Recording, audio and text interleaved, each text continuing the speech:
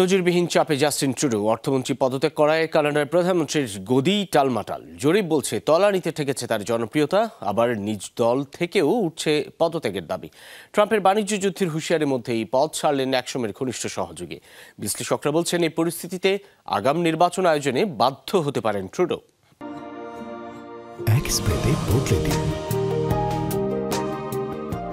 অ্যাঞ্জেলিক fresh air freshener, সুবাসিত ঘরে সব ভাল লাগে। 9 বছর ধরে কানাডার প্রধানমন্ত্রিত্ব সামলাচ্ছেন জাস্টিন ট্রুডো, কিন্তু কখনোই পড়েননি এত টানাপোড়েনে। মসনদে বসার আগেই কানাডাকে বাণিজ্য যুদ্ধের হুঁশিয়ারি দিয়ে রেখেছেন ডোনাল্ড ট্রাম্প। 25% শুল্ক আরোপের ঘোষণায় যখন হাবুডুবু খাচ্ছে প্রশাসন, সে সময় দায়িত্ব ছাড়লেন অর্থমন্ত্রী ক্রিস্টিয়া ফ্রিল্যান্ড।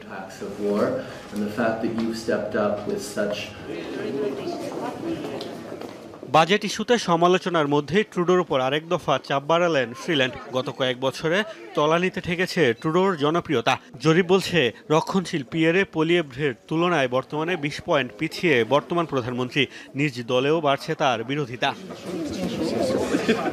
কানাডার মোট রফতানি পণ্যের 75% যায় মার্কিন মূলকে। ট্রাম্পের 25% শুল্ক আরোপের ঘোষণায় নতুন প্রশাসনের সাথে মধ্যস্থতাকারী হিসেবে যখন ক্রিস্টিয়া ফ্রিল্যান্ডের নাম উচ্চারিত হচ্ছিল, তখনই তিনি ছাড়লেন দায়িত্ব।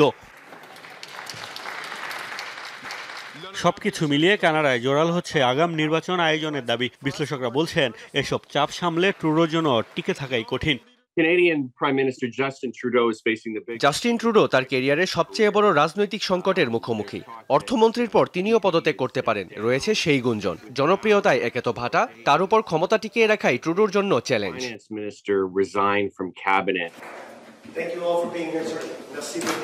ট্রাম্প ওভাল অফিসের দায়িত্ব নেওয়ার আগেই নির্বাচনের দাবি জানিয়েছে বিরোধী কনজারভেটিভ পার্টি। সংবিধান অনুযায়ী আগামী অক্টোবরের মধ্যে দেশটিতে নির্বাচন হতে হবে। মোস্তফা মাহমুদ, যমুনা নিউজ।